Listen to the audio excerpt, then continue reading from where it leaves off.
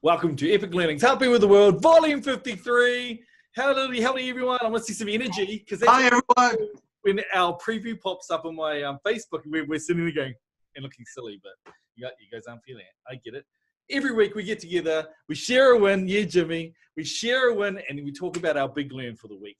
We have Jimmy here with us, so Jimmy's going first. What's your win of the week?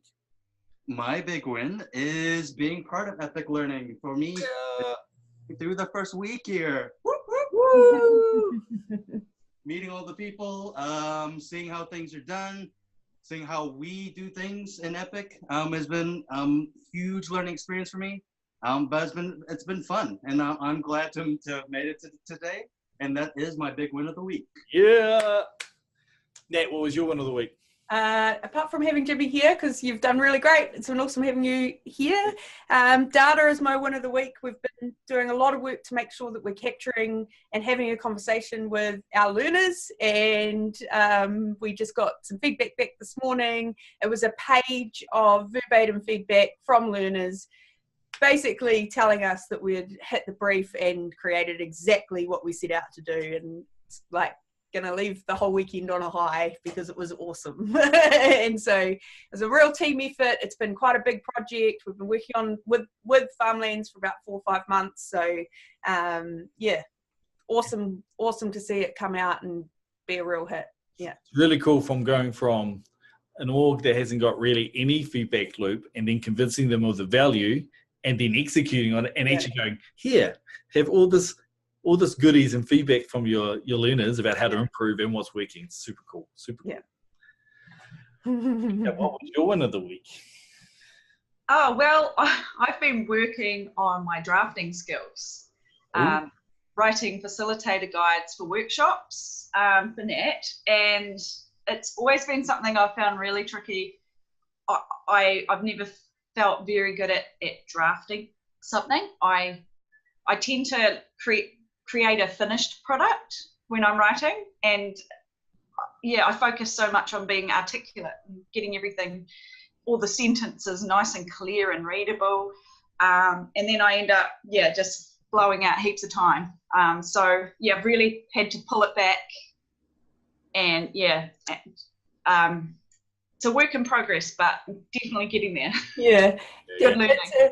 Drafting's such an important skill for iterative design. So when you're collaborating in a team and you're building and you're working with someone else to create something, you have to be able to kind of half do it and build on it, and half do it and build on it, half do it and build on it. So where Rebecca has been kind of jumping from sort of structure stage to finished product and not letting that process happen in between, I guess. And so it is, we've been joking about it, Beck, but it is hard a perfectionist finds it hard to not make things perfect. It's a struggle, right? Because there's some data floating around your 20% of your effort gives you 80% of the product. So you kind of know there's a sweet spot, but it's really hard to let yourself be vulnerable to know that it's not your best work and give it to someone else. Yeah. Freaky feeling, right? Like you go, but it's not finished. I could do this. But in reality, you want to give them the pieces so that they can add their flavors and you can come back and add yours, and then it becomes a better product. It's that true collaboration means that we build it together, and you can't build something together if you've already built it and then are giving it to them to say, here's this, what do you think of what I've built? And so it's really important that dialogue with all of the people that have a stake in it is there. But from a writing point of view, Rebecca's a very, very good writer, and so it's kind of been breaking her a little bit. I feel like coming from behind, like at the end of the process, I'm more used to QAing. Yeah. And it's why I love writing with you, because your strengths are where my weaknesses are, and my weaknesses are where your strengths are. So we complement each other in terms of the output,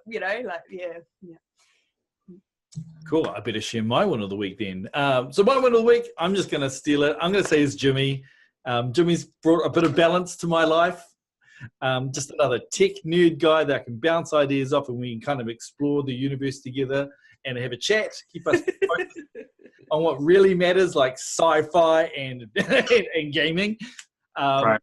Yeah, and just it's great to have another boy on the team. We're a little bit more balanced, and yeah, it's been a lot of fun this week, Jimmy. Yeah, my boy. See, he's giving me the big ups. Where's my big ups, girl? See, exactly. Before we start making this, before we start getting personal grievances about me, let's get to our big learn this week. So, who wants to describe the big learn? Jimmy, you want to give it a go? We had a chat just before we started. Oh yeah, so our big learn of this week is about the change from learning, sort of getting used to a certain type of technology, be it new technology or like let's say digital technology, and moving towards getting confronted with learning old technology or analog technology and how we adapt to that, and vice versa. So you can have people who are, let's say, kids today who will find using the interfaces on an iPad really easy, but then when you get them to look at a clock, an analog clock, and how to tell time, all of a sudden they struggle. Then you have, of course, the other opposite end of the spectrum, where you see people maybe in the baby boomer generation, there are aces in what they do, but when you get them to like even type a simple text message on a phone, they struggle with it. They're like, where's the button to send? And so it's a real dichotomy for those generations of, going back one way to the other. Yeah, it's all been inspired by a video that's been kind of shared around where we've got a couple of kids who are asked to figure out how to use old school analog phone, the spinny ones, and they start applying their digital mindset about resetting it and what buttons to press and and they're really super struggling, and then eventually they get it. Just remind me of teaching my mum how to use Navigator. I go, Mum, just click the menu. And she's like, what's the menu? And the little hamburger bar that's in the corner of your phone, right? She doesn't know what that is. That's just 3 lines. So anyone else want to share kind of their thoughts around learning new technology? Oh, well, my daughter, she's 10. She's just started digital learning at school. So she's in year 6. She's got her own Chromebook. And we were actually showing Karl this the other day. Just some of the things that she's doing even on Google Slides is with the little animations running along. It just blows my mind. And I don't know how to do that. Like, she's far surpassed me, and I really need to learn more. All of the kids that are younger than me in my family are better at devices than me. And some of them are 3 and 4. Same daughter goes and shows me one of her first videos she's made, and she had the idea of having her sister, who's a baby, spin around and change dresses, and did the cut and did a little special effect. And I'm like, it's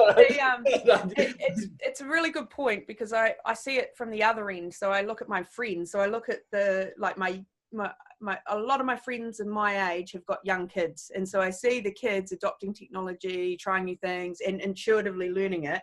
And then I see the parents' generation around that kind of 35, 45 age group, starting to let go of technology and starting to ignore technology progressing. And they say 7 years, right? 7 years for a technology cycle.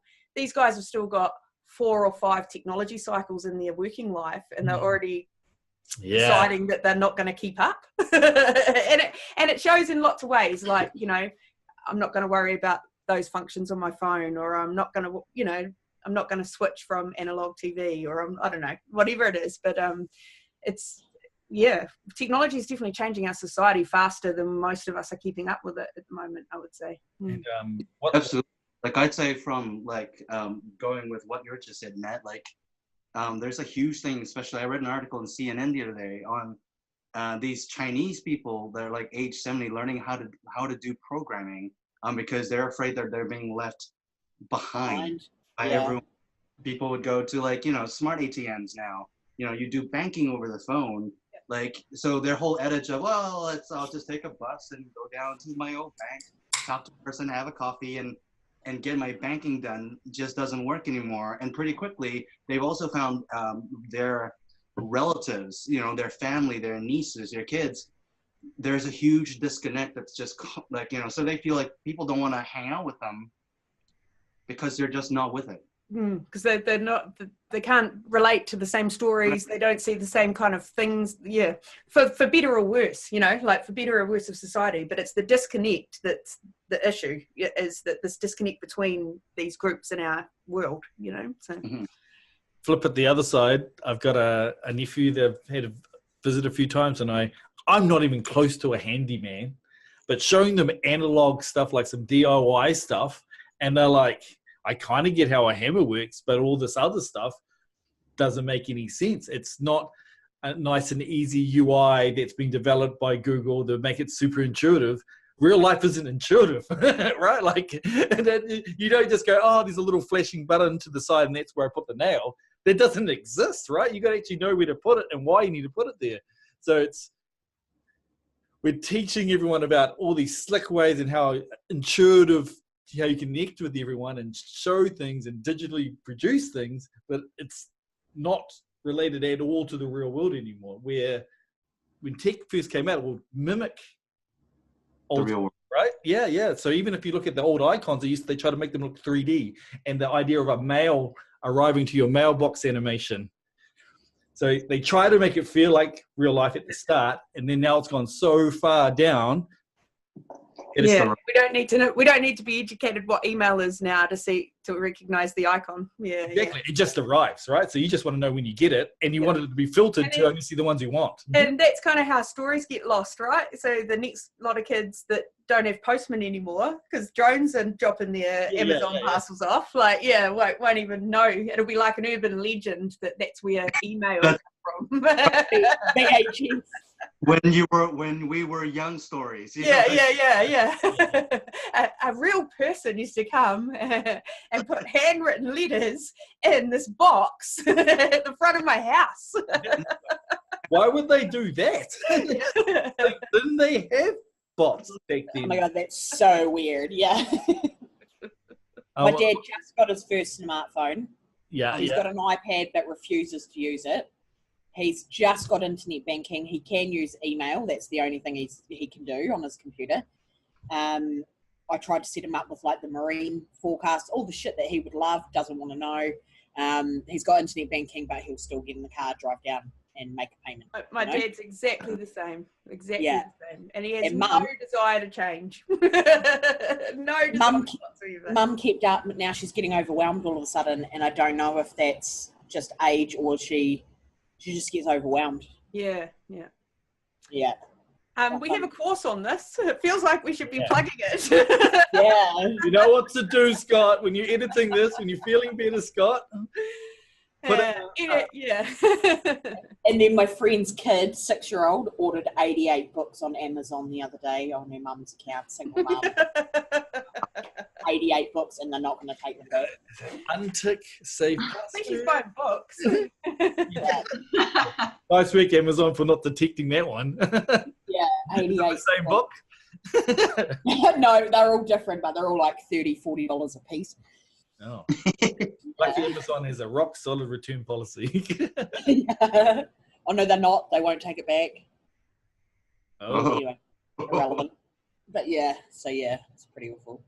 I have a funny story about we're talking about technology, and then for a kid, I had, when my niece first saw me, she saw that I had a phone, and then she was trying to like flick it across the screen to see what happens, and nothing happens, and you could see the disappointment in her face because she's like, "But what does this do?"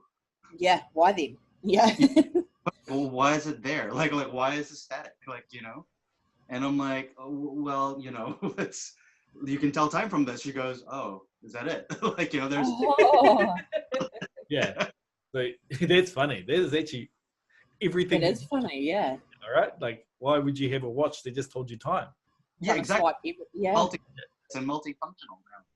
Remember when phones first come out and we were like, it was like just paying for an alarm clock. Yeah. Or the snake game, and that was the same. And then all of a sudden it was like, why? Snake game. All the things I use my phone for. Traveling's a big one. Like, think of how many Google Maps, booking hotels, 20 calling cents a people, kilobyte. Uber. Calculate that. Yeah. I live out of that phone. Google Maps was my savior while I was traveling around Europe. Like the day that I actually didn't have data, I got lost. Yeah. Panic.